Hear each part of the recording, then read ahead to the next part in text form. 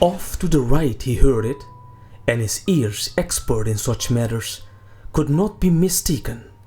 Again he heard the sound, and again. Somewhere, off in the blackness, someone had fired a gun 3 times. Rainford sprang up and moved quickly to the rail, mystified. He strained his eyes in the direction from which the report had come, but it was like trying to see through a blanket. He leaped upon the rail and balanced himself there to get greater elevation. His pipe, striking a rope, was knocked from his mouth.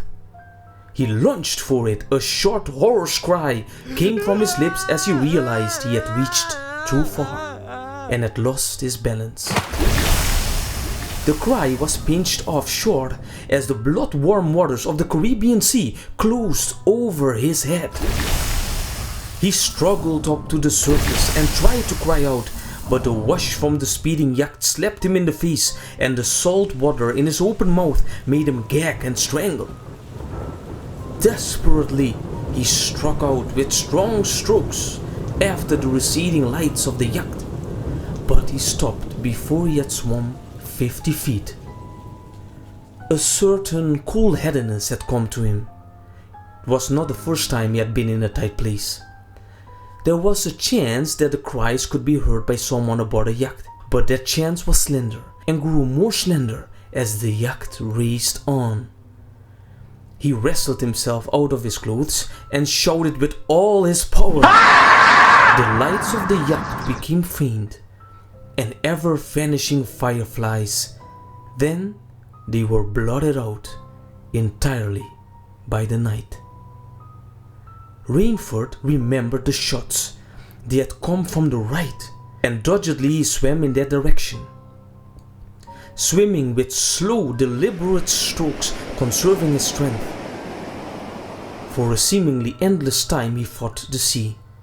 He began to count his strokes. He could do possibly 100 more, and then Rainford heard a sound.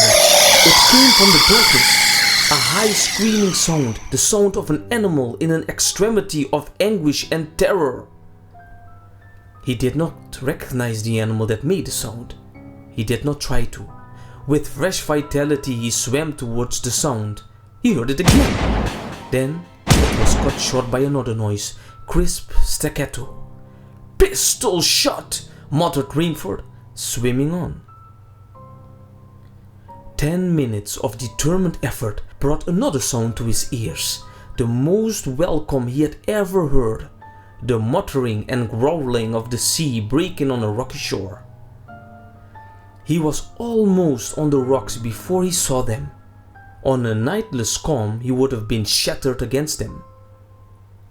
With his remaining strength, he dragged himself from the swirling waters. Jagged cracks appeared to jut up into the opaqueness. He forced himself upward, hand over hand, gasping, his hands raw. He reached the flat place at the top. Dense jungle came down to the very edge of the cliffs. What perils that tangle of trees and underbrush might hold for him did not concern Rainford just then.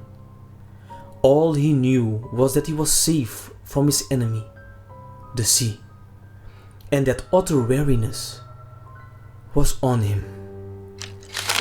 He flung himself down at the jungle edge and tumbled headlong into the deepest sleep of his life. When he opened his eyes, he knew from the position of the sun that it was late in the afternoon. Sleep had given him new vigor.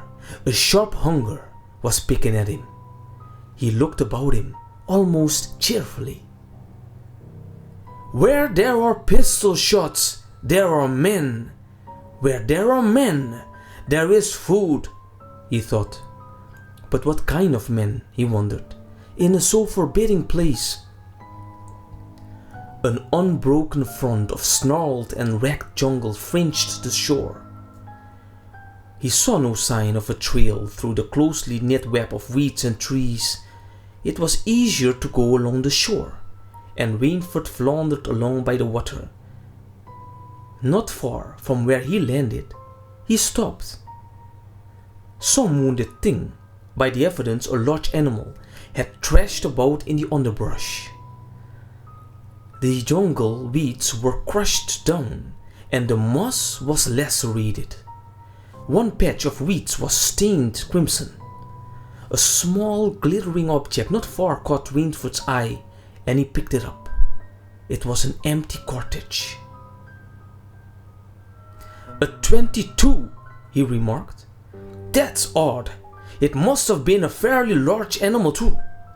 The hunter had his nerve with him to tackle it with a light gun. It's clear that the brute put up a fight. I suppose the first 3 shots I heard was when the hunter flushed his quarry and wounded it.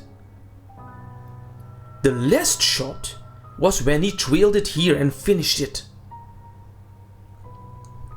He examined the ground closely and found what he had hoped to find, the print of hunting boots. They pointed along the cliff in the direction he had been going. Eagerly he hurried along, now slipping on a rotten log or a loose stone, but making headway. Night was beginning to settle down on the island. Bleak darkness was blacking out the sea and jungle when Rainford sighted the lights. He came upon them as he turned a crook in the coastline, and his first thought was that he had come upon a village, for there were many lights. But as he forged along, he saw to his great astonishment that all the lights were in one enormous building, a lofty structure with pointed towers plunging upward into the gloom. His eyes made out the shadowy outline of a palatial chateau. It was set on a high bluff, and on 3 sides of it, cliffs dived down to where the sea licked greedy lips in the shadows. "Mirage!" thought Rainford. But it was no mirage, he found, when he opened the tall spiked iron gate. The stone steps were real enough. The massive door with a leering gargoyle for a knocker was real enough. Yet above it all hung an air of unreality.